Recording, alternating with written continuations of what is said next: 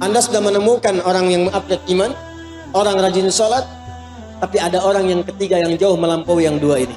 Sudah imannya bagus, sholatnya rajin, yang ketiga dia gemar berbagi.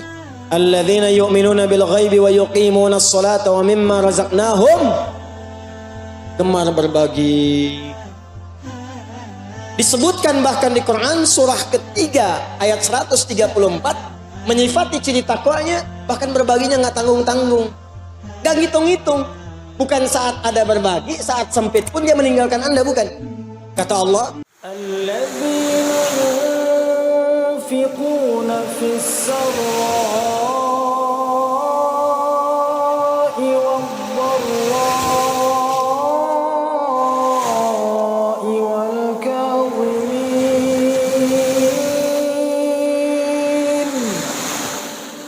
wal kadhimin al-ghayza wal-'afina 'anil nas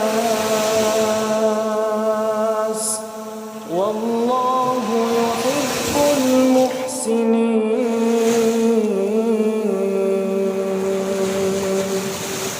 Kalau Anda menemukan teman seperti ini, maka dia punya kriteria yang mengungguli dua yang pertama. Ambil sebagai teman. Kenapa? Karena dia akan bersama Anda saat sulit dan bahkan saat senang. Ada teman kalau Anda senang, dia datang. Anda sulit, dia pergi. Dan banyak yang sekarang begitu. Tapi kalau Anda menemukan yang seperti ini, sudah rajin sholat, iman bagus, senang berbagi.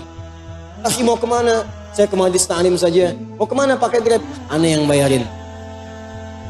Ada pembagian buku tuh, sana dijual. Tenang aja, aneh ada rezeki.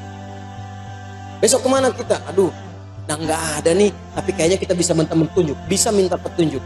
Anda bayangkan dalam keadaan sempit pun dia ngasih referensi. Itu teman luar biasa. Ini kisahnya banyak, Pak. Jadi ada 2-3 orang sahabat. Ini kisah orang-orang soleh, salafus soleh di masa lalu. Ini menarik ini. Ada seorang teman, bertiga sebetulnya mereka, sahabatan. Udah iman bagus, rajin sholat, rajin infak.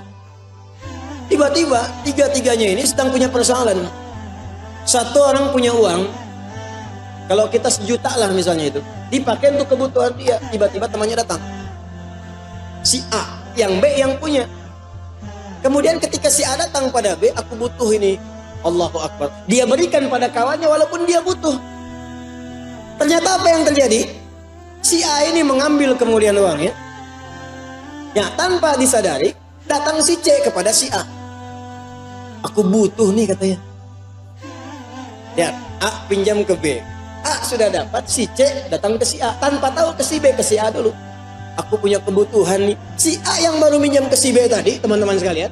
Karena temannya dia butuh, maka dia berikan pada temannya. Dipraktekkan ayat yang sama. Wa yu'thiruna ala anfusihim walau kana bihim khasasa.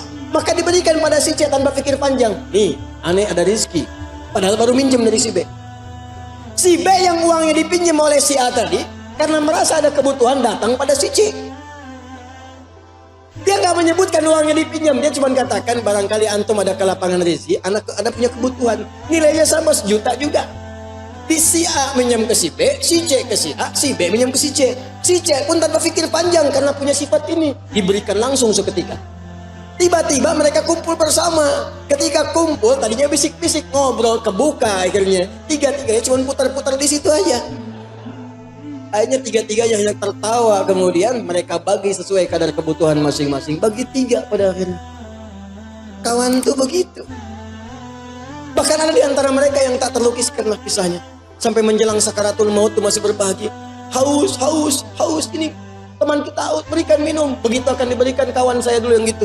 Diberikan pada dia dulu, sampai putar-putar. Begitu akan diberikan pada yang pertama sudah meninggal, syahid. Yang kedua syahid, ketiga syahid. Semuanya syahid tanpa ada yang menangguk minuman di antara mereka demi untuk kerabatnya. Kemana mukmin satu dan yang lain saling menguatkan bagai bangunan? Kemana mukmin satu yang lain bagaikan satu tubuh? Kalau satu mengeluh yang lain merasakan, mana buktinya? Satu dikasih banjir, yang lain video, ada kebanjiran. Apa yang Anda kerjakan? Bahkan yang menarik sekarang, tetangga kebanjiran, yang satu mancing. Banjir ya Pak? Di mana? Anda menambahkan sesuatu yang hebat pada yang kecil pun mau Anda temukan. Maka jadi bagian dari itu.